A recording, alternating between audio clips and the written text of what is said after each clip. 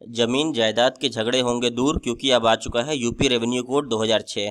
तो सबसे पहले सेलिएंट फीचर्स देखने से पहले हमें जानना होगा थोड़ा बैकग्राउंड कि ये कानून कैसे आया। क्या इससे पहले कोई कानून एग्जिस्ट करता था? जैसे कि आईपीसी एग्जिस्ट करता था, लेकिन इसके पुराने लॉज होने के कारण हमारी पार्लियामेंट ने इसको रिपील कर दिया और बीएनएस लेके आई हमारी सरकार, हमारे पार्लियामेंट ने।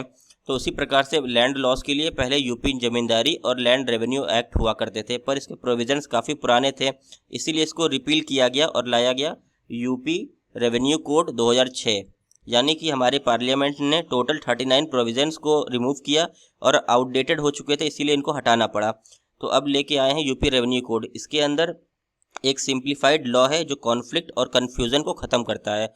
तो अगर पहला सेलिएंट फीचर देखें तो है लैंड मैपिंग, यानी हर पर्सन के पास अगर जो भी प्रॉपर्टी होती है तो उसको कैसे आइडेंटिफाई किया जाएगा, उसे आइडेंटिफाई करने के लिए मिनजुमला नंबर सिस्टम बनाया गया है लैंड रेवेन्यू में।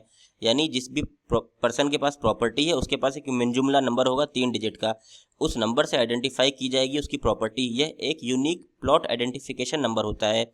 इससे एक्यूरेट रिकॉर्ड भी रखा जा सकता है, यानी हर प्लॉट का यूनिक नंबर है, रिकॉर्ड वो आसानी से रखने के लिए होता है। इससे होगा क्या, बाउंड्री डिस्प्यूट्स भी कम होंगे और जो भी रेवेन्यू कलेक्ट करते हैं वो भी रेवेन्यू आसानी से कलेक्ट हो जाएगा, क्योंकि हमारे वहाँ आए दिन प्रॉपर्टी बेची जाती है, खरीदी जाती है, तो इतना रिकॉर्ड मेंटेन कर पाना मुश्किल है। इसीलिए सबको एक मिनजुमला नंबर असाइन कर दिया जाता है। दूसरा इसका सेलिएंट फीचर्स है रेवेन्यू ऑफिसर्स। हर कानून के अंदर जैसे कि ऑफिसर्स होते हैं, जजेस होते हैं, मजिस्ट्रेट होते हैं, इसी तरह लैंड रेवेन्यू के अंदर भी ऑफिसर्स रखे गए हैं। जैसे कि जुडिशियल ऑफिसर्स रखे गए हैं और एडमिनिस्ट्रेटिव वर्क के लिए एडमिनिस्ट्रेटर ऑफिसर रखा गया है। जैसे कि तहसीलदार लोकल रेवेन्यू एडमिनिस्ट्रेशन पर रखा गया, यानी लोकल लेवल पे तहसीलदार रहेगा और डिस्ट्रिक्ट लेवल पे, जिला लेवल पे कलेक्टर रहेगा। और सेटलमेंट ऑफिसर्स भी रखे गए हैं, अगर कोई लैंड सेटलमेंट ऑफिसर का मामला आता है तो अगर कोई डिस्प्यूट आता है तो उसके लिए रखे गए हैं। ये फास्ट डिस्पोजल ऑफ केस है, जो भी डिस्पोजल किया जाएगा मामलों का जल्दी से निपटारा किया जाएगा। तीसरा इसका सेलिएंट फीचर्स है रेवेन्यू केसेस जल्दी निपटाए जाएं, इसलिए 13 क्लॉज 6 में प्रोविज़न दिया हुआ है। फॉर ट्रांसपेरेंसी और एफिशिएंसी भी बढ़ाता है, अगर फास्ट तरीके से केस डिस्पोज किया जाएगा। लैंड बाउंड्री और ओनरशिप डिस्प्यूट्स को फार्मर्स और छोटे लैंड होल्डर्स के लिए जल्दी रिजॉल्व होते हैं। जो भी डिस्प्यूट्स होते हैं उनको जल्दी रिजॉल्व करने का प्रोविज़न दिया हुआ है। बाउंड्रीज एंड डिस्प्यूट्स, यानी जो हमारे ऑफिसर्स हैं वह जिसकी प्रॉपर्टी होती है वहाँ तक मार्किंग कर देते हैं कि भाई तुम्हारी प्रॉपर्टी यहाँ तक है, तुम्हारी प्रॉपर्टी यहाँ तक है। तो इससे होता क्या है कि कोई डिस्प्यूट नहीं आता है। मार्क और बाउंड्रीज मेंटेन रहते हैं। बाउंड्री मार्क डैमेज होने पर डैमेज भी रिकवर किया जा सकता है। अगर कोई ये बाउंड्री चाहे तो डैमेज कर दे, सोचे कि यहाँ से बना ले अपनी ज़मीन, यहाँ से मेड़ बना ले, तो अगर कोई ऐसा करता पाया जाता है तो उसके खिलाफ फाइन भी लगाया जा सकता है। Mutation transfer of land, mutation मतलब होता है जैसे कोई आपको प्रॉपर्टी विल के माध्यम से मिली, तो आप विल से तो मिली है, अब आप उसको अपना नाम चढ़ाना होगा। जब आप अपनी उसकी प्रॉपर्टी पर अपना नाम चढ़वाते हैं तो उसे कहते हैं म्यूटेशन। अगर आपने कोई प्रॉपर्टी सेल करी है तो प्रॉपर्टी आपके नाम पे थी पहले, आपने प्रॉपर्टी दूसरे को बेची, जब दूसरा पर्सन प्रॉपर्टी खरीदेगा तो वह म्यूटेशन करवाएगा। इसी म्यूटेशन को कहा जाता है नामांकरण, यानी प्रॉपर्टी को अपने नाम पे चढ़ाना। तो इसका सेलिएंट फीचर है कि चौथा कि अगर कोई प्रॉपर्टी आपको इनहेरिटेंस के माध्यम से मिलती है, सेल के माध्यम से मिलती है, गिफ्ट के माध्यम से या कोई विल के माध्यम से, वसीयत के माध्यम से मिलती है, तो आप उसका म्यूटेशन भी करवा सकते हैं। तो म्यूटेशन का भी प्रोविज़न दिया हुआ है सेक्शन 33 और 35 के बीच में। तो मैंने बताया म्यूटेशन का मतलब है कि किसी भी प्रॉपर्टी को अपने नाम चढ़ाना अगर आपको मिली है तो। किसान बही रिकॉर्ड, अब किसान बही रिकॉर्ड हर लैंड होल्डर को रिकॉर्ड ऑफ राइट्स बोला जाता है, यानी कि मान लो ए पर्सन का पास ज़मीन है ये, तो इस पर्सन के पास कितनी ज़मीन है, किस तरह की ज़मीन है, ये किस तरह का है, तो उसे कहते हैं किसान बही रिकॉर्ड।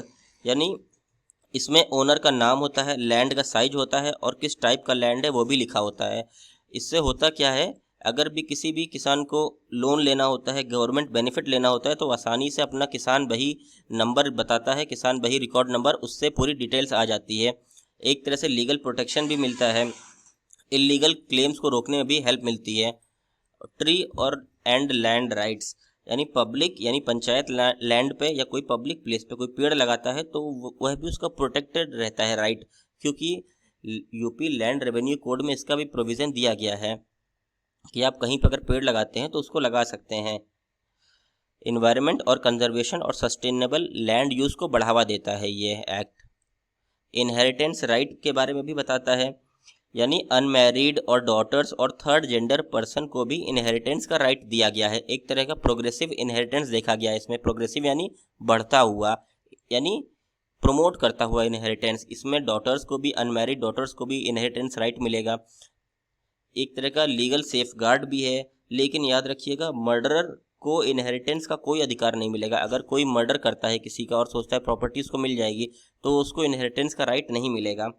वल्नरेबल ग्रुप्स को भी सुरक्षा और फेयरनेस दी जाती है, यानी जो कमज़ोर लोग हैं, बूढ़े हो गए हैं, उनको भी, डिसेबल है तो उनको भी दिया जाता है प्रोटेक्शन। प्रायोरिटी लीज किया जाता है। अब कुछ स्पेशल एम्पावरमेंट हैं, जैसे कि विडोज़ और डिसेबल्ड पर्सन्स को एग्रीकल्चर लीज में प्रायोरिटी दी जाती है। विडोज़ और डिसेबल्ड पर्सन्स को, फॉर एग्जांपल विडो, अगर कोई विधवा है तो उसकी गांव की ज़मीन लीज लेकर फार्मिंग कर सकती है और उसे अर्निंग मिल सकती है। इससे होता क्या है, आर्थिक स्वतंत्रता बढ़ती है और इंक्लूजन प्रमोट होता है, यानी इससे प्रमोट होता है, आर्थिक स्थिति प्रमोट होती है। अगर किसी गवर्नमेंट ने कोई ज़मीन दे रखी है किसी को, अगर 6 महीने तक वो उस पर लैंड पे नहीं करता है, यानी लैंड टैक्स पे नहीं करता है, तो उसके अकाउंट को भी सीज किया जा सकता है। उसको लीगल तरीके से एविक्ट भी किया जा सकता है, बाहर भी निकाला जा सकता है। तो अगर पूरा कंक्लूड किया जाए तो अब फार्मर्स आसानी से लैंड रिकॉर्ड्स प्राप्त कर सकते हैं और लैंड सोलर प्रोजेक्ट्स के लिए लीज पर आसानी से दे सकते हैं, क्योंकि इनकी प्रोटेक्शन कर रहा है यूपी रेवेन्यू कोड 2006। इसमें डॉटर्स और थर्ड जेंडर्स को भी लीगल इनहेरिटेंस मिली है।